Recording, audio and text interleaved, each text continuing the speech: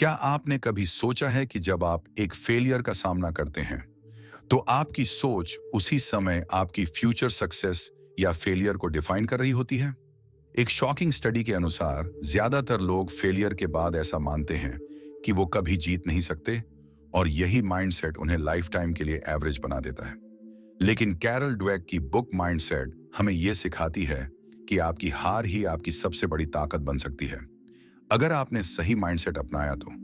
सोचिए, क्या आपको सच में ऐसा लगता है कि आपकी इंटेलिजेंस और एबिलिटीज फिक्स हैं, या फिर आप बिलीव करते हैं कि आप ग्रो कर सकते हैं, सीख सकते हैं और आगे बढ़ सकते हैं? यह सवाल आपके अंदर डर पैदा करता होगा, और यह डर जरूरी है। मान लीजिए एक बच्चा बार बार मैथ प्रॉब्लम्स में फेल हो रहा है। उसका मन टूटने लगता है। उसे यकीन हो जाता है कि वो इस सब्जेक्ट को कभी भी नहीं समझ सकता। अब उसके पेरेंट्स और टीचर्स का रिएक्शन इस सिचुएशन में क्रिटिकल हो जाता है। इमेजिन कीजिए, एक पेरेंट शांत होकर उससे कहता है, तुम्हारी मैथ की एबिलिटी कमजोर है, यह सब तुम्हारे बस का नहीं है। अब बच्चा क्या सीखेगा? उसके अंदर यह बात बैठ जाएगी कि शायद वह मैथ में खराब है। उसे लगने लगेगा कि वो सिर्फ एक बार फेल नहीं हुआ, बल्कि हमेशा के लिए फेल हो गया है, और इसलिए वो धीरे धीरे कोशिश करना ही छोड़ देगा। आखिर क्यों कोई बार बार वही दरवाजा खटखटाए जिसे पहले से बंद मान लिया गया हो? अब दूसरी तरफ एक पेरेंट या टीचर कहता है, तुम्हें और प्रैक्टिस की जरूरत है। हर बार जब तुम कोशिश करते हो, तुम कुछ नया सीखते हो। फेलियर कोई बुरी चीज नहीं है, ये तो लर्निंग का पार्ट है। अब उस बच्चे के अंदर क्या बदलाव होगा? इस इंकरेजमेंट से उसका अटेंशन फेलियर से हटकर इंप्रूवमेंट पर चला जाएगा। उसे यह मैसेज मिलेगा कि उसका फेलियर उसकी कैपेबिलिटीज को डिफाइन नहीं करता। ये दोनों तरीके, फिक्स्ड माइंडसेट और ग्रोथ माइंडसेट, में सिर्फ वर्ड्स का फर्क नहीं है। ये उस बच्चे की पूरी लाइफ ट्रेजेक्टरी को बदल देते हैं। वो या तो हार मानकर पीछे हट जाएगा या खुद को बेहतर बनाने की हिम्मत करेगा। लेकिन सवाल यह है कि ज्यादातर लोग फिक्स्ड माइंडसेट की ओर क्यों चले जाते हैं? इसका जवाब सीधा और ब्रूटल है। हम अपनी शॉर्ट टर्म कंफर्ट को लॉन्ग टर्म ग्रोथ से ज्यादा महत्व देते हैं। एक बच्चा चाहे 10 साल का हो या कोई 30 साल का एडल्ट, फेलियर का डर यूनिवर्सल है। हम सबको यह लगता है कि फेल होने का मतलब है हम उस चीज के लिए बने ही नहीं हैं। इस सोच की जड़ हमारे बचपन में होती है, जब हमें हमेशा स्मार्ट बनने की, परफेक्ट बनने की और हर चीज में करेक्ट आंसर देने की एक्सपेक्टेशंस के साथ बड़ा किया जाता है। फिक्स्ड माइंडसेट की सबसे खतरनाक बात यह है कि यह धीरे धीरे आपकी कोशिश करने की ताकत को खत्म कर देता है। उदाहरण के लिए, अगर बच्चा बिलीव कर ले कि उसकी मैथ एबिलिटी फिक्स्ड है, तो वो हर बार मुश्किल सवालों से कतराएगा। वो खुद को कन्विंस कर लेगा कि मैं चाहे जितना प्रैक्टिस कर लूं, कुछ बदलने वाला नहीं है। और यही लिमिटिंग बिलीफ उसे लाइफ लॉन्ग फेलियर की राह पर डाल देती है। वो अपने कंफर्ट जोन में रहना चुन लेता है, क्योंकि कंफर्ट जोन से बाहर निकलने का मतलब है स्ट्रगल और डिस्कंफर्ट को फेस करना, जिससे फिक्स्ड माइंडसेट वाले लोग हमेशा भागते हैं। आपने कभी गौर किया है? ऐसे लोग हर बार एक्सक्यूजेस देते हैं, मुझे ये टैलेंट ही नहीं मिला, मैं नेचुरली अच्छे मार्क्स लाने वालों में से नहीं हूं, इस फील्ड में मेरी एक्सपर्टाइज नहीं है। ये सेंटेंसेस उनकी हकीकत को रिफ्लेक्ट नहीं करते, ये उनके फिक्स्ड माइंडसेट को रिफ्लेक्ट करते हैं। और इस माइंडसेट की प्रॉब्लम यह है कि जब लोग चैलेंजेस फेस करते हैं, तो ये उन्हें ग्रोथ का मौका देने के बजाय बैकफुट पर खड़ा कर देता है। सोचिए, एक बच्चा जिसने मान लिया कि वो एक बार फेल हो गया, अब उस फेलियर को अपनी आइडेंटिटी बना बैठा है, तो क्या वो दोबारा कोशिश करेगा? शायद नहीं, क्योंकि उसके दिमाग में यह बिलीफ जम चुका है कि कोशिश बेकार है। उल्टा, ग्रोथ माइंडसेट की ताकत कुछ और ही है।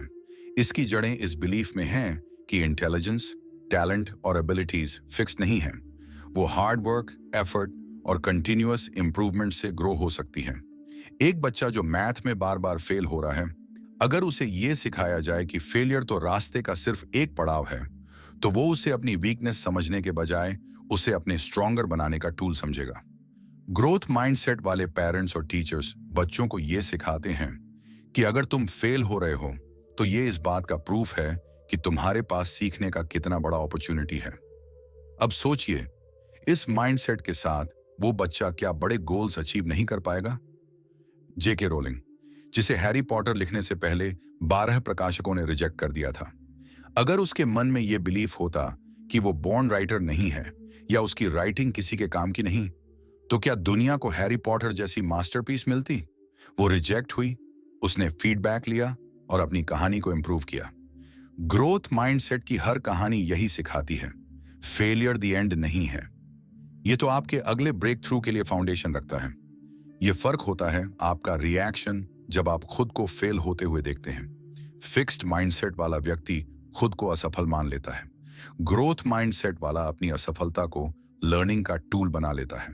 अब आप ही सोचें, अगर बच्चा यह बिलीव करे कि उसके टैलेंट का लेवल पहले से तय हो चुका है, तो वह कब कोशिश करेगा, कब वह कोई नया स्किल सीखेगा?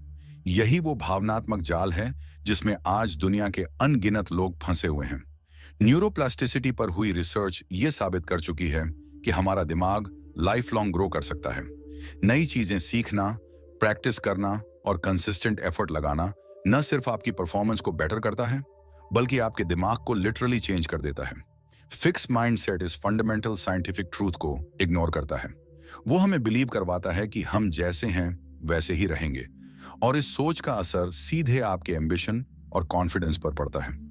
इमेजिन कीजिए, कोई बच्चा एक नया गेम खेल रहा है। पहली बार वह लेवल 1 पर फेल हो जाता है, दूसरी बार वह लेवल 2 तक पहुंचता है। वह बार बार फेल होगा, लेकिन ध्यान दीजिए, वह इस फेलियर से हार नहीं मानता। दरअसल वो इसे एज अ मोटिवेशन लेता है कि शायद अगली बार वह बेटर कर सके।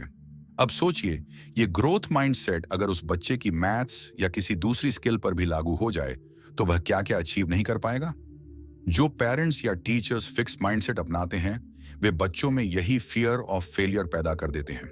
सोचिए, अगर कोई बच्चा बार बार सुनता है तुम स्मार्ट हो, और एक दिन वह कोई मुश्किल सवाल हल नहीं कर पाता है, उसे लगेगा कि अगर वह स्मार्ट है तो उसने गलती कैसे की, और यहीं से उसकी डाउनफॉल शुरू हो जाती है, क्योंकि वो सोचना शुरू कर देता है, शायद मैं उतना स्मार्ट नहीं हूं जितना लोग कहते हैं। सोचिए, इस पल में ग्रोथ माइंडसेट से वह कैसे बच सकता है? एक सही गाइड उसका माइंडसेट बदल सकता है। तुम स्मार्ट नहीं, हार्ड वर्किंग हो। स्मार्टनेस कुछ भी नहीं, लेकिन हार्ड वर्क सब कुछ है। आज अगर आप अपने करियर, रिलेशनशिप्स या किसी भी स्किल में स्टक महसूस कर रहे हैं, तो खुद से पूछिए, क्या मेरी एबिलिटीज फिक्स हैं? अगर आपका जवाब हाँ है, तो यही आपकी सबसे बड़ी एनिमी है। सक्सेस उन्हीं के लिए है जो अपने फेलियर्स को एक्सेप्ट करते हैं और उनसे ग्रो करने का करेज रखते हैं। फेलियर को अपना एलाई समझिए, ना कि अपने ग्रोथ के लिए थ्रेट। याद रखें, अगर आप फेलियर्स से डरते हैं और खुद से कहते हैं मैं इसमें अच्छा नहीं हूं, तो आप फिक्स माइंडसेट के गुलाम हैं। ग्रोथ माइंडसेट अपनाना अनकंफर्टेबल है, लेकिन डिस्कंफर्ट से ही ग्रेटनेस पैदा होती है। सवाल है, आप अपने माइंडसेट को चेंज करने की हिम्मत करते हैं या नहीं? क्या आपको कभी महसूस हुआ है कि लोग तारीफ जो बाहर से इतनी बेहतरीन लगती है, असल में आपकी सबसे बड़ी दुश्मन बन सकती है? बड़ा मुश्किल है इस बात पर यकीन करना, पर सोचिए जरा, जब आप ये सुनते हैं, वाओ तुम तो इतने टैलेंटेड हो, तो अंदर से कैसा लगता है? ईगो बूस्ट होता है। ऐसा लगता है कि आप कुछ खास हैं। लेकिन यही खास होने का टैग आपको जकड़ने वाला केज भी बन सकता है, क्योंकि हर बार जब यह टैग आपकी पहचान बन जाता है, तो आप दबाव में आ जाते हैं इसे साबित करने का। और जैसे ही कोई नई मुश्किल चुनौती सामने आती है, आपको डर लगता है, कहीं ऐसा तो नहीं कि इस चुनौती के सामने आप फेल हो गए और आपका टैलेंटेड होने का टैग छिन गया।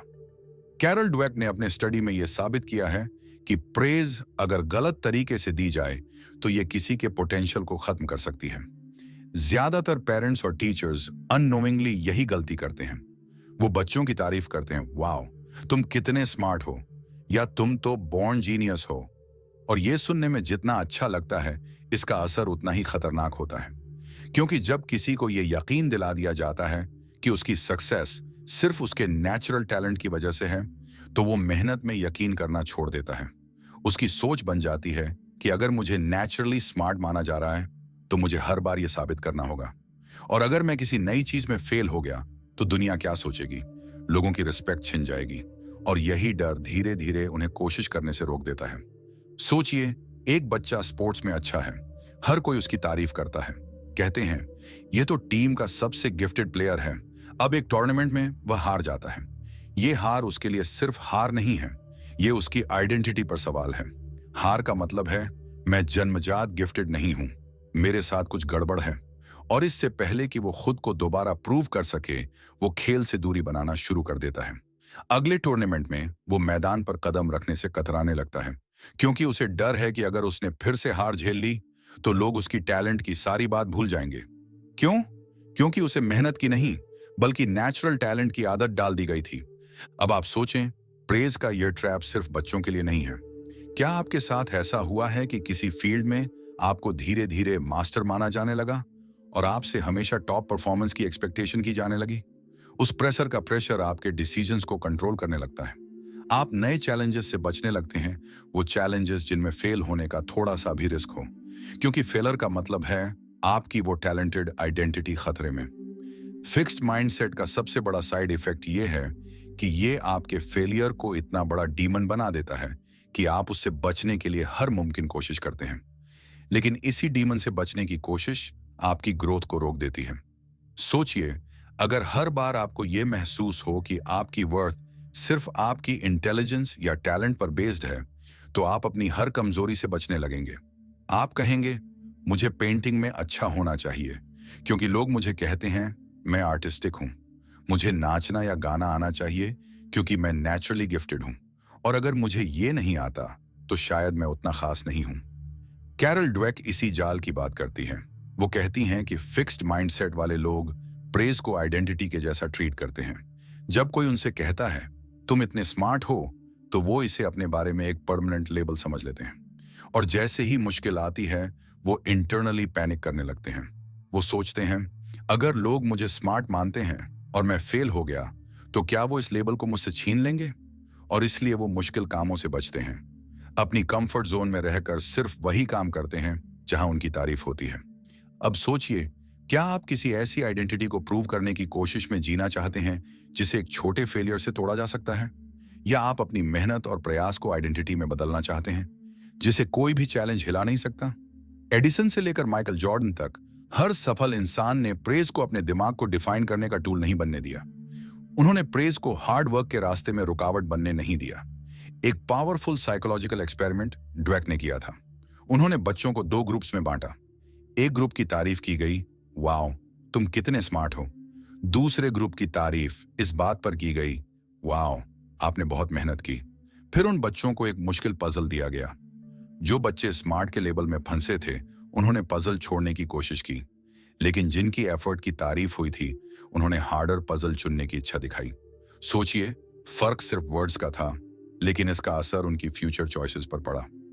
फिक्स्ड माइंडसेट ने एक ग्रुप को रिस्क से डरना सिखाया, जबकि ग्रोथ माइंडसेट ने दूसरे ग्रुप को चैलेंज एम्ब्रेस करना। रिमेंबर दिस, आपकी मेहनत और आपकी कोशिशें आपकी सबसे बड़ी ताकत हैं, न कि वो लेबल्स जो दुनिया आपके ऊपर लगाती है। Define yourself by your work ethic, not your talent. And once you start doing that, no failure, no challenge, no criticism will ever be able to stop you. ज्यादातर लोग जब कोई उनकी आलोचना करता है या कहता है तुम इस काम में अच्छे नहीं हो, तो उनकी पहली प्रतिक्रिया बचाव करने की होती है। वो सोचते हैं ये मुझ पर अटैक हो रहा है, और यही फिक्स्ड माइंडसेट की शुरुआत होती है।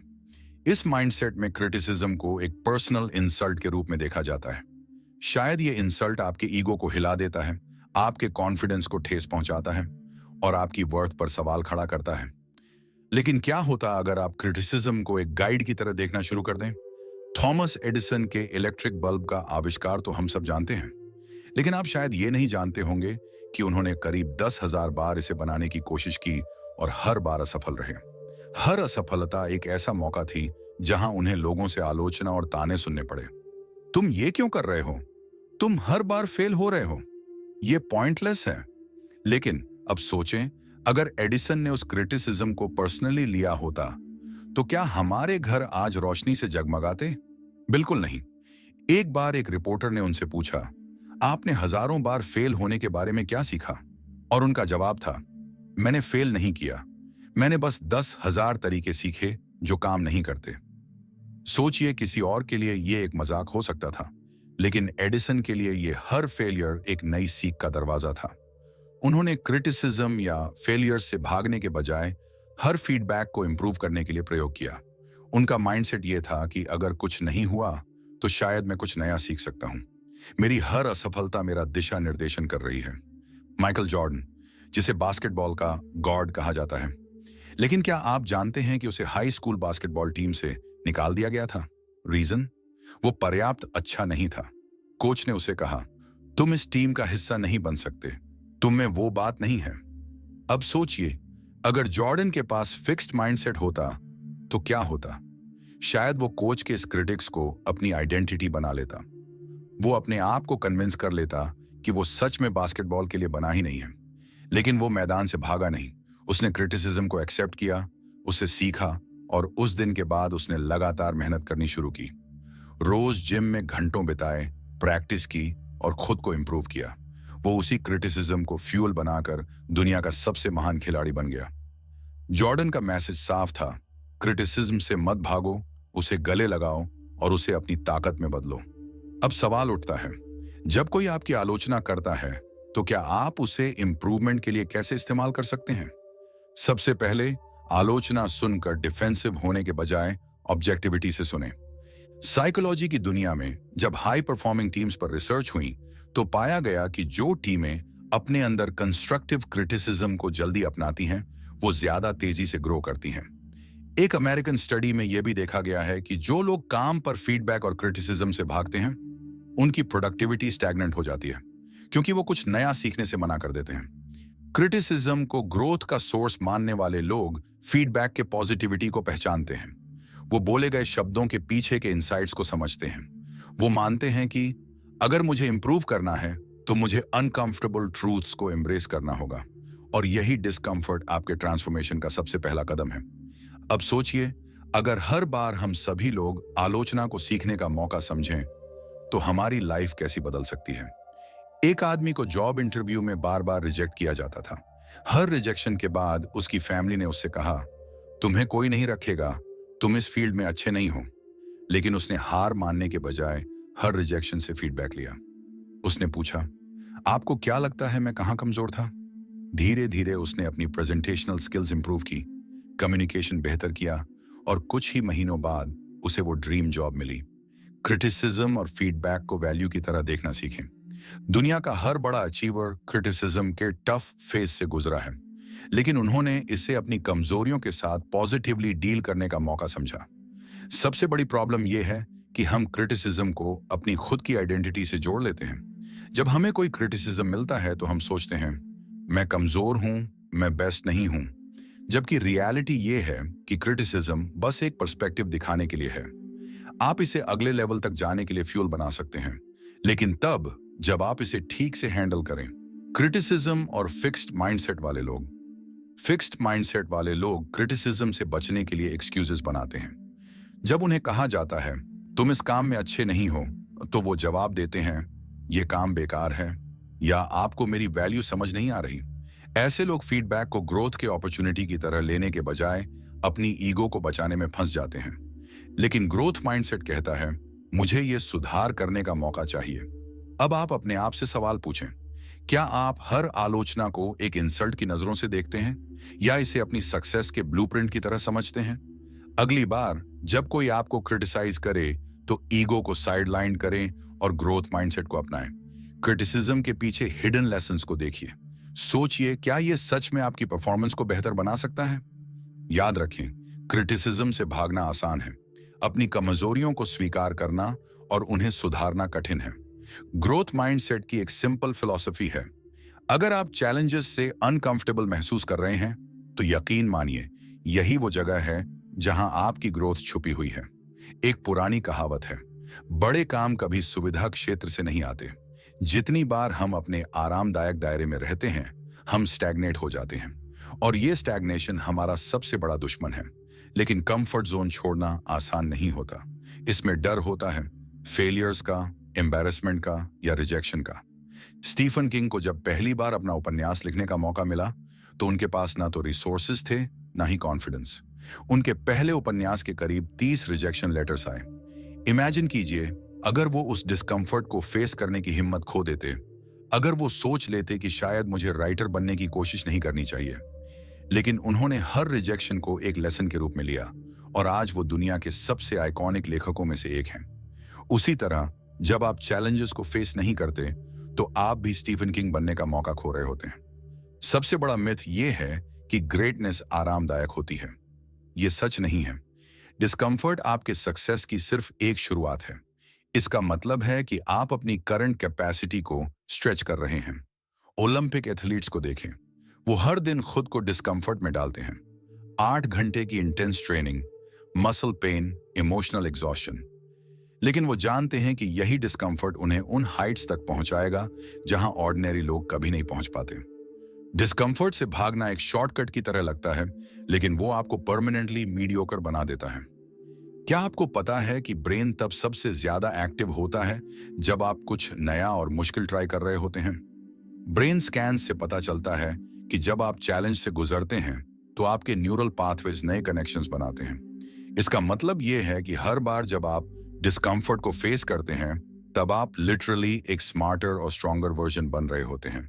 इमेजिन कीजिए, आप अपने पूरे जीवन में उसी कंफर्ट जोन में रहते हैं।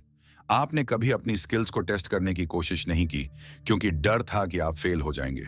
आखिर में आपको सिर्फ रिग्रेट ही मिलता है क्योंकि पोटेंशियल रह गया, लेकिन आपने कभी उस पोटेंशियल को एक्सप्लोर ही नहीं किया। आपकी कॉन्फिडेंस खत्म हो जाती है। हर अवॉइडेड चैलेंज आपके दिमाग को यह सिखाता है कि आप इनकेपेबल हैं। धीरे धीरे आपके अंदर सेल्फ डाउट बढ़ता जाता है। सेल्फ बिलीफ की वो चमक खोने लगती है जिससे एक्स्ट्रॉर्डिनरी लोग शाइन करते हैं। आपकी ग्रोथ उसी डिस्कम्फर्ट में है जिससे आप सबसे ज्यादा डरते हैं। आपका डर और आपकी असफलताएं दोनों ही आपके टीचर हैं। जब भी चैलेंजेस आएं तो यही सोचें, क्या मैं इसे अवॉइड करके अपने पोटेंशियल से समझौता कर रहा हूं? अगली बार जब मौका मिले तो डिस्कम्फर्ट को एम्ब्रेस करें और खुद से कहें, यही मेरी ग्रोथ की शुरुआत है। ग्रोथ माइंडसेट आपको एवरेज से एक्स्ट्रॉर्डिनरी की ओर ले जाने का रास्ता दिखाता है। जस्ट रिमेंबर, ग्रेटनेस और चैलेंजेस हमेशा साथ साथ चलते हैं। So stop avoiding and start growing. सवाल पूछिए खुद से, क्या आप अभी उस लाइफ को जी रहे हैं जो आप डिजर्व करते हैं? अगर आपका जवाब नहीं है तो इसका सबसे बड़ा रीजन यही है कि आप खुद को ग्रो करना बचपन से भूल गए हैं। माइंडसेट का पूरा मैसेज एक ही है, ग्रोथ पॉसिबल है, लेकिन सिर्फ उन्हीं के लिए जो चैलेंजेस, फेलियर्स और फीडबैक को एम्ब्रेस करने का करेज रखते हैं। तो सवाल है, क्या आप तैयार हैं माइंडसेट बदलने के लिए, या वही पुरानी लाइफ रिपीट करने देंगे? चॉइस आपकी है।